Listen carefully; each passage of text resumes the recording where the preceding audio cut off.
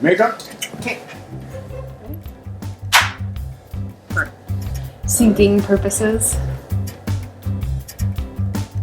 Hello, this is Katie Curtis, and today I have with me... I'm Victor Banta. And what do you do, Victor? I'm a photographer.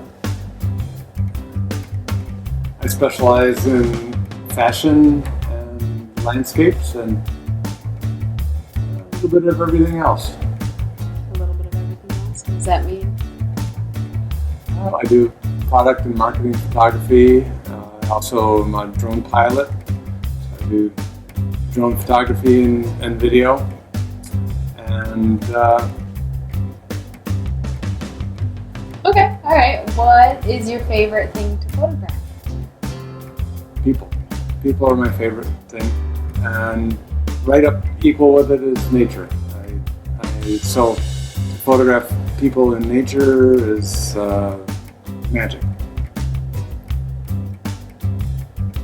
You also do travel photography? I do. I have a passion for travel. I traveled to about 40 countries so far, and I love to experience cultures and the diversity of the location in the country. Where's been your favorite place to travel so far? And take pictures. Well, I kind of two places are really, it's hard to discern between the two. Brazil is certainly right at the top of my list, partly because of the beauty of the country, but it's really the people. The Brazilians are just wonderful folks. They have a curiosity and friendliness that is just very welcoming, and they really, I don't know, I could say I probably never had a dinner alone when I was traveling through Brazil. And I traveled in Brazil for 6 months one time. And One time? One time, yeah. I've been to Brazil 4 times, I guess. Wow. The first time was on a research mission with NASA. And, Wow. But anyway, the Brazilian people, they would always come up and start talking to you. So it was pretty cool. And then the other favorite country would be the Netherlands. That's a little. The people are great. The country, the landscapes it's quite diverse and beautiful. Great place to bicycle. But there's something deeper for me there. I think it's probably it's in my DNA or ancestry or something. I've found there's a small town about an hour north by train from Amsterdam that feels like home. Mm-hmm. It's called Enkhuizen. It's the oldest European port, and just a quaint little village that is really special. I don't know, there's something that has drawn me there that I like to go back. I've been there a few times now. I love it. How did you find yourself there in the first place? In Enkhuizen? Mm-hmm. Well, let's see. Several years ago, I was on a business trip in Europe, and part of the trip was in the Netherlands. And I was in Den Haag. Went out one evening to the pub. Sweetie Joyce was traveling with me, and found this cool little pub, and we were talking to the bartender and asking him about, started on beer, some special beers, and we discovered a really cool beer that was brewed by monks at a monastery. But then asked for a suggestion of a town to go visit, and Enkhuizen was at the top of his list, and so we decided that was the place to go. I'm envious. Yeah. Did you take a lot of pictures then? Yeah. Oh yeah. I seem to take a lot of pictures wherever I go. Were you did you consider yourself a photographer then? I'm not sure if you want to give us the history of... Yeah, well, that's long history. I opened my first studio in Tucson, and so even though I considered myself a photographer before that, definitely there was a line in the sand when I opened my studio. I was a photographer when I was definitely. How did you get into photography? That goes back to my childhood.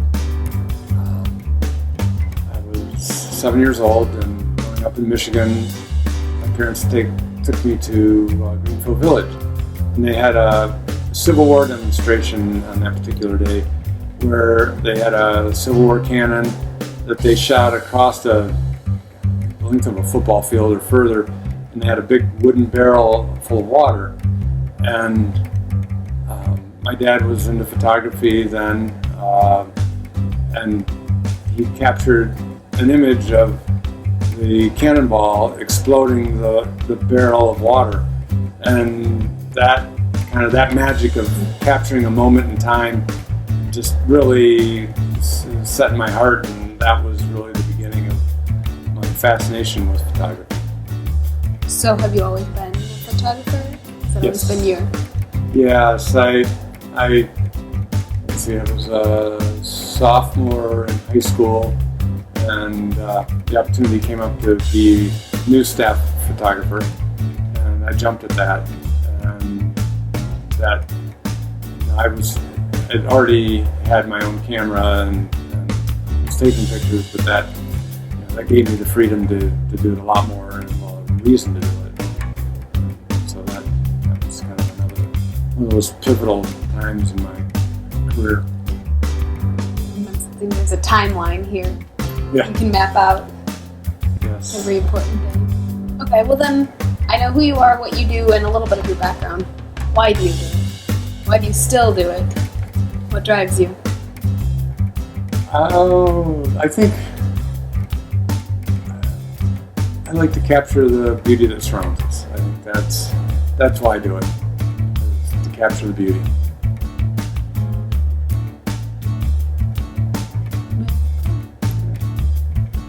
Do you have anything else you'd like to share with us?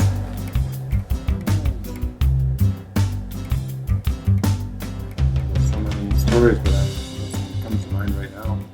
No You said there's so many stories, so then you could tell us one more. Maybe your biggest adventure while photographing or traveling. Okay, well, that would go back to Brazil.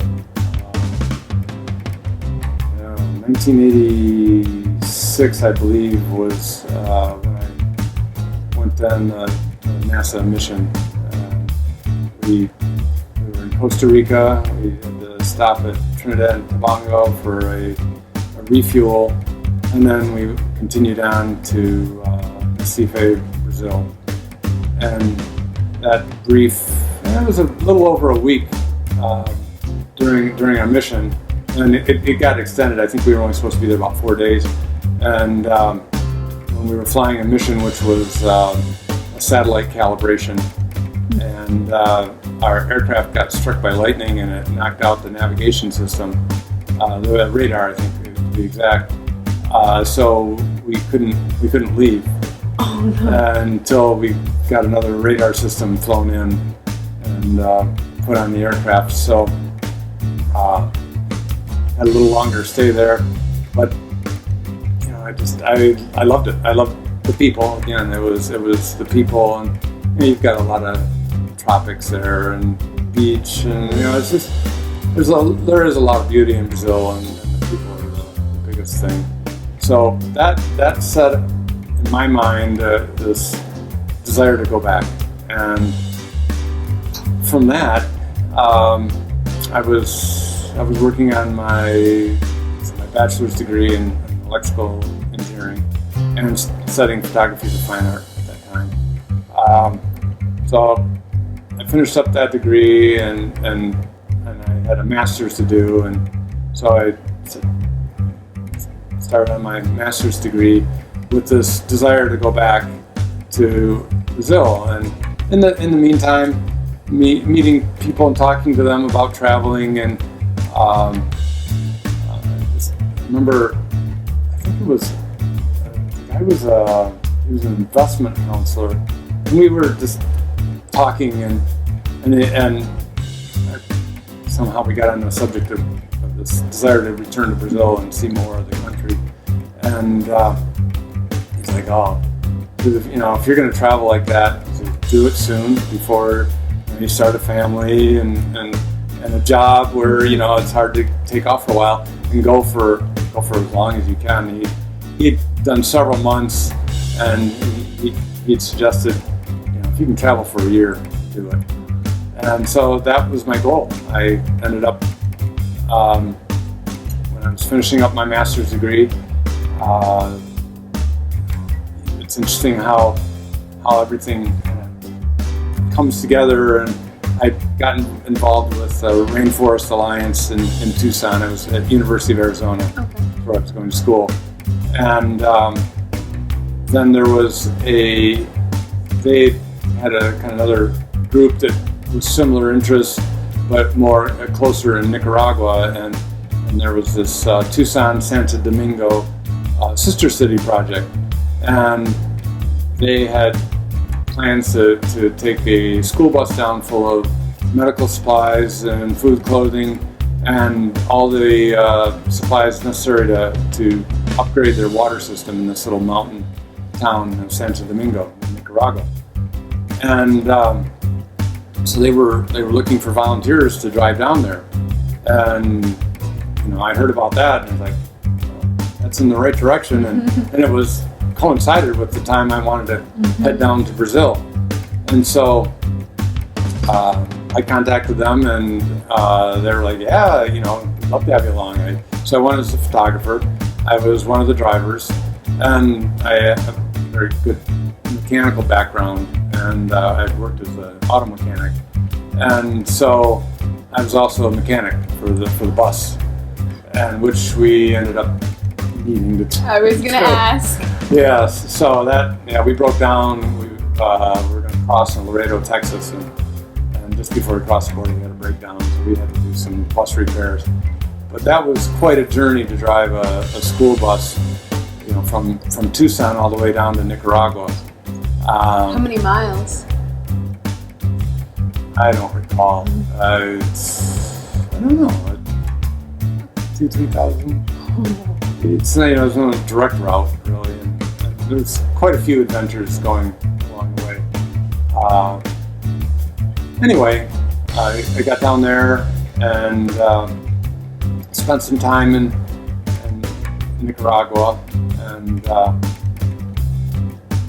you meet, you know, travelers when you're traveling like that. A little different than somebody that's on vacation, because travelers they travel for a longer period of time, usually on a lower budget, because they are going for a longer period of time. So you're not staying in resorts, you're staying in youth hostels, and you know. So anyway, you meet like-minded people that were traveling, and I'd heard about a sailboat that the captain had sailed down on another sister city project from San Francisco. It turns out it was a 45-foot square rigger that he built, and he was looking for crew because his crew had dispersed. Their destination was Nicaragua.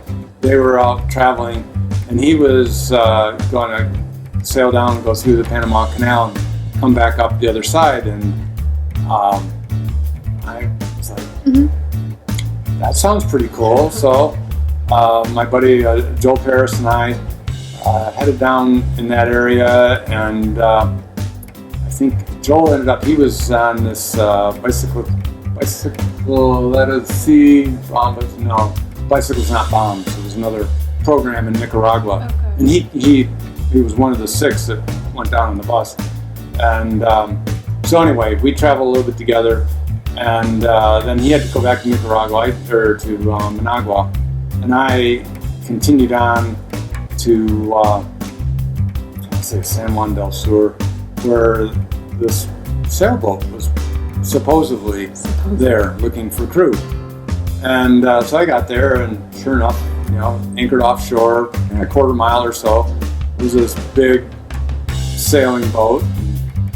So the next day I grabbed my mask and swam out to the boat. No. And called on and got the captain and introduced myself. And he's looking down in the water at me swimming up to his boat. He's looking to shore and he looks at me and he's like, well, anybody that swim all the way out here has got to be honest. And so I ended up going on as first mate, and we sailed down to Costa Rica, and then his wife was flying down, and he decided that they wanted to spend a little time in getting her acclimated in Costa Rica before they headed on to Panama. And I was kind of getting antsy to keep moving, and so after a couple weeks with him, I continued on my travels, and so I traveled some in Costa Rica, then down to Panama, where I caught a plane to Bogota, Colombia.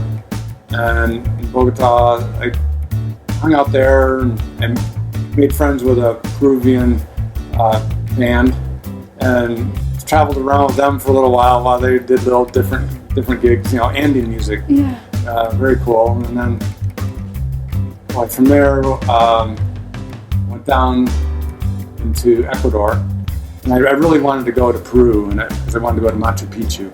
And I was hearing some stories about it wasn't a good time to be in Peru. It was kind of unsafe. There was a lot of robberies going on at gun or knife point, and I don't give a lot of credence to rumors and that, but so I went down to Ecuador and studied some more Spanish and improved my Spanish.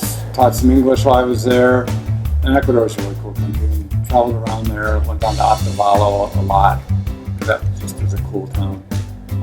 Anyway, I started meeting people that were coming out of Peru, and I was getting stories firsthand, and there were a lot of armed robberies going on. And when I'm traveling as a photographer, I had 2 camera bodies and lenses, and just all that equipment, and I'm only 4 months into my trip at this point, and so I really didn't want to risk having my camera equipment stolen, and so I decided that it just wasn't the time to go to Peru. Right. So I delayed that. I think it was 2003 when I finally did a chance to go to Machu Picchu. Yeah, okay. Yeah, everything changed, and it was cool. But that's another story. So I'm in Ecuador, and there was, let's see, there was a visa issue, and so I was ultimately going to Brazil, and so I ended up going back up into Colombia to catch a flight to Leticia, which is at the border of Colombia, Peru, and Brazil on the Amazon River, kind of the headwaters of the Amazon at that point. And so from there I was able to enter the country, and I caught a boat, which was a 3 days and night down the Amazon to Manaus. And I spent a couple months in Manaus, and then I decided I kind of wanted to get out to the coast and travel down the coast of Brazil, and so I flew to Belém, and then I traveled from that point on by bus, and just went from little village to little village all the way down to Sao Paulo, which is, I don't know, 1,500 miles or so. What did you do in each of these towns? I did photography, and I explored. Before I left Tucson, through the Rainforest Alliance, I had found out about some different research programs that were going on. One was in Costa Rica, and so this could be a very long story. A year of adventure, but so there were a number of research missions, and I looked people up that I found out about, and so I ended up, I was able to do a photo mapping mission in a Cessna in Costa Rica through the contacts, through the guy's name. And then there was another couple programs in Brazil. One of them, there was talking. Let's see, this would have been 80. Yeah, year of '89 is when I traveled, and deforestation of the Amazon was a real big threat. That was, they were talking about how that would affect our climate change because you're deforesting such a massive amount of the Amazon, which we're seeing the climate effects of that. I mean, that I would be considered the beginning of this climate change that we're now in the middle of. Anyway, there was a project. I forget the exact name of that project, but because this was clear cutting, so you'd come through a jungle that you could hardly get through, that had a canopy of 150 feet up, and they would flatten it, gone. They would harvest all the hardwoods, and they just devastated the Amazon. And there was a group, there was a group that was able to negotiate for them to leave islands of forest and connect them with corridors so that the wildlife could migrate and travel through this vast, what was a jungle. And I went out to one of those research stations and spent a few days, and that was really cool. I remember one day I just hiked up one of these corridors and just sitting there, and you're listening to all these bird calls and animals, and here comes a whole family of howler monkeys through 100 feet up in the trees, and just going tree to tree to tree. They don't travel on the ground, they travel in the treetop canopy, and babies on the backs and everything. Just very cool. So that was quite an interesting stop. And then while I was in Manaus, what's his last name? He research scientist there, and he had a research boat, pretty big boat. Live aboard. I think there were quarters for probably at least 6, full kitchen, and then research equipment. And so I went and showed up at his office and introduced myself, and he opened up one of his houses for because he had a lot of students working for him doing research, and so I had a place to stay, and got invited out on the boat, and they had a spectrometer on the boat, and it quit working, and the very important piece of equipment, and no possibility to get it repaired. You're really remote, and well, anyway, I've got an electronics background as an electronic technician, and I'd be happy to take a look at it if you don't mind. And it's like, no, it's a boat anchor at this point. There's nothing we'll be able to do with it. So I spent an afternoon on it and got it back up and running. And let's just say he was really grateful. I mean, it's a $40,000 piece of equipment. And so needless to say, I was kind of welcomed with open arms, even more so than he had already been so gracious of. And so I stayed there for a couple months in Manaus, and that few days out on that boat was pretty cool. And then it was down the coast from little fishing village to fishing village, and did you speak Portuguese, or do you speak Portuguese? I do. I'm pretty rusty at this point, but it was my second language. 6 months in Spanish-speaking countries, I learned quite a bit of Spanish. I hadn't had any formal education in a second language, but I learned it through traveling.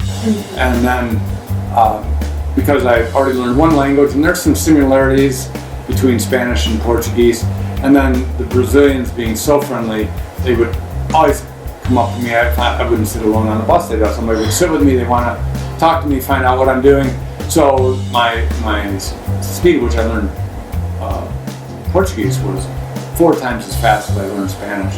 So I got really good at Portuguese, being in Brazil for 6 months. So. A little unnecessary. Oh my gosh. No, I want to go to the Amazon. I don't speak Portuguese, but Really? yeah, I can learn. Oh, I think we only got 4 minutes. Okay. Well, so you did a lot of traveling. Do you have anything coming up? Yes, I'm thinking of returning to Guatemala. I'd been there briefly back in '87 and visited the ruins of Tikal, the Incan ruins, and I don't know. I haven't been down there's Central America. Well, Tikal and Palenque are 2 of my favorites in Central America. Palenque being in Mexico, southern Mexico. There's these huge stone pyramids that come up out of the jungle, above the tree canopy, so that you can, you have a strategic outlook for sure. And I'm sure that they communicated from one pyramid to another. You could have visual and audio over the top of the tree canopy. That area was civilization for centuries, and it's a really cool ruin that I'd like to return to. And I didn't get to go to like Antigua. I'd like to go to Antigua, Guatemala, and there's a lot of Guatemala that I haven't seen. I've only seen just a little bit, so I'd like to go explore that some more. And then my good friends Tom and Jed will be down in Panama in March, and I'll just travel on down and connect up with them in Panama before I return back to the States. So we can expect some pretty awesome photos in the upcoming months? I think so. Yeah, will you keep us updated? Yes, as much as I can. It'll be interesting. A lot's changed since I was there. I'm sure that there'll be internet cafes or something where I can connect in and put things out on Facebook and Instagram. Oh, yes, definitely. And then we can live vicariously through you. Maybe you can do some blogging. Absolutely. Oh, I need to go travel again. Well, do you have anything else you want to say? I don't know that my SD card has too much space left. All right. Yeah. Final thoughts? Well, please, follow me at VictorBanta.com. That is my website, and you can find me all over the web at Victor Banta Photography. I post regularly on Instagram and Facebook. I have a Victor Banta Photography fan page. Find me there. Awesome. Well, thank you. High five. Yeah. Thank you, Katie Curtis. Woo. It's been a pleasure. Yes, it has.